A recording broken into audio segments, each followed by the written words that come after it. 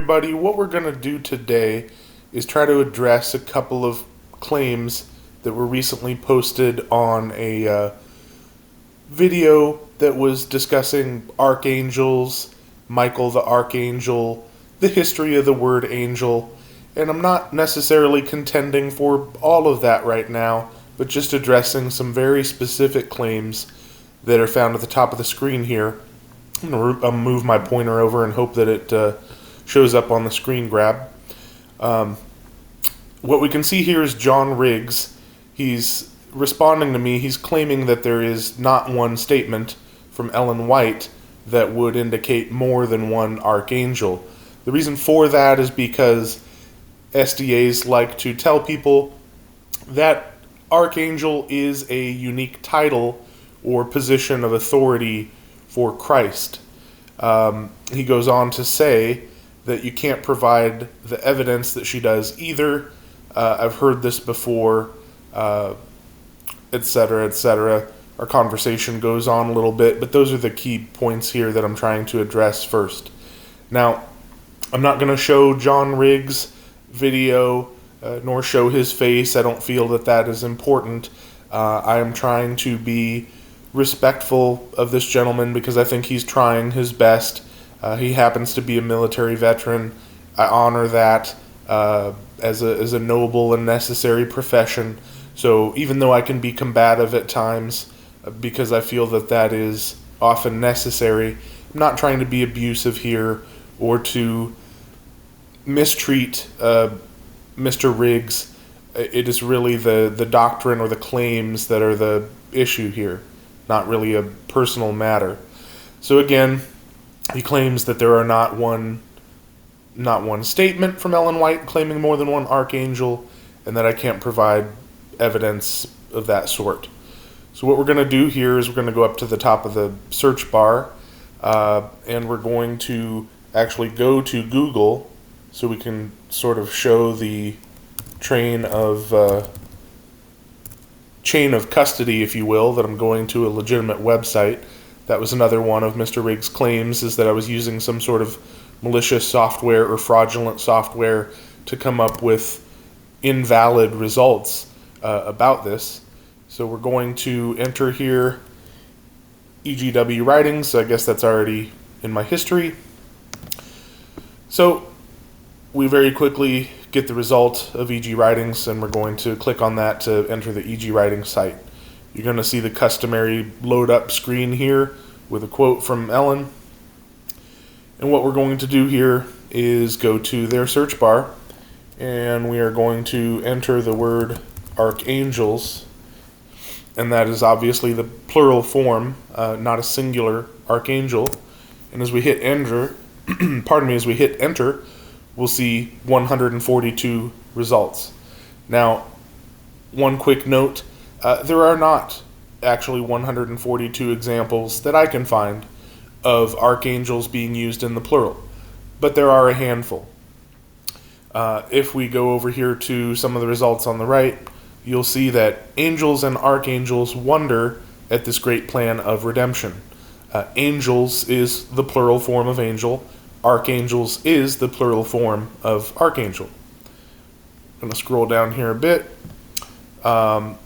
Here we see he came to testify to the worlds unfallen, to seraphim and cherubim, to angels, the plural form of angel, and archangels, the plural form of archangel, that Satan's rebellion and falsehood, and so on and so on. I'm not going into that text too deeply.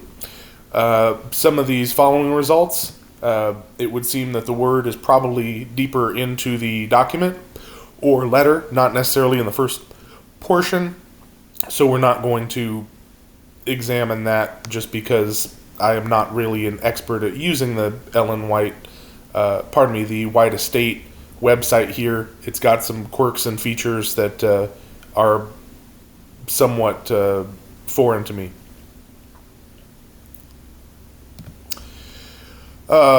However, by the way, I am a former SDA. It just so happens that as I was growing out of that was when the internet was really coming alive and starting to be used by more people. But we're talking about the days of America Online, and when video streaming was very new. I was not in the habit of using this website. So we are going to see here, I don't think I've mentioned this result yet. Within the gates, the scenes taking place there would see all the angels and archangels, all thrones and dominions. That would be the plural form of archangels, obviously. We have another result where the word archangels must be a little bit deeper in the text or the document, so I'm just going to keep scrolling down. Here we have cherubims and seraphims, angels and archangels are watching the battle that is going on in this life. I'm not sure I'm going to go too much further because we've kind of demonstrated the point. Here we have, look and behold the God of heaven with angels, with archangels, with cherubim and seraphim. So what we've shown here is that Ellen White does make reference to multiple archangels, using it in the plural form. I can demonstrate that using official sources, and it's unfortunate that Mr. Riggs is not aware of this. It would be helpful if he would acknowledge this. So what he has actually done is, I think that he has conceded this point while refusing to concede the point, and has now moved on to make a new claim.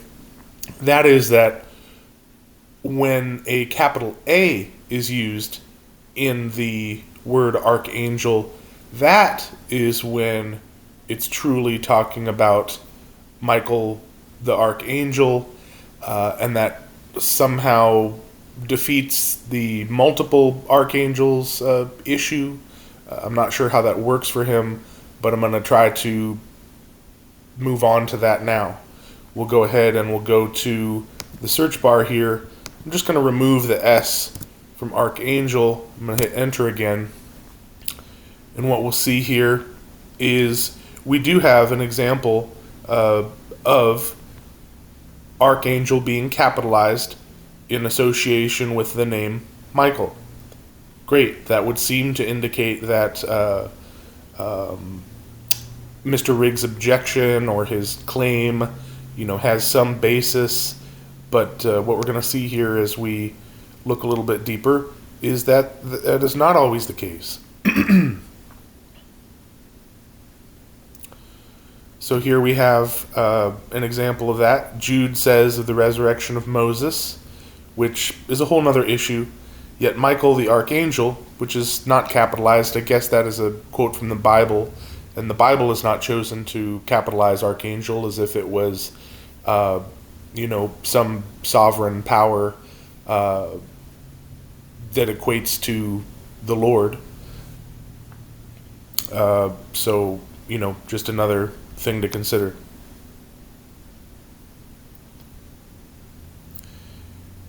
And some of these examples, as in the examples before, the word archangel is not necessarily in the first part of the document or in the letter, so it won't pop up immediately. But I think we will see here some examples that sort of call into question what Mr. Riggs is claiming. Here we have another example of Michael the archangel with a capital A. Again, that would seem like a point for Mr. Riggs. I'm not sure how he came to this conclusion that this principle exists when this principle is not reflected in the Bible, as we saw just a moment ago. So here we have an example of Michael the archangel, lowercase. Michael the archangel, lowercase, when contending with the devil for the body of Moses, so on and so on. And again, we have a example where the lowercase form of archangel is used, nothing but the voice of the archangel and the trump of God. That Ellen White may or may not have known at that time that she was going to claim that Michael was Jesus and Jesus was Michael. But, that's another interesting example.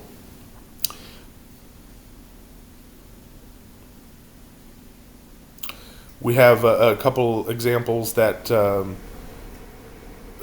do not threaten what Mr. Riggs is claiming. Just want to point those out.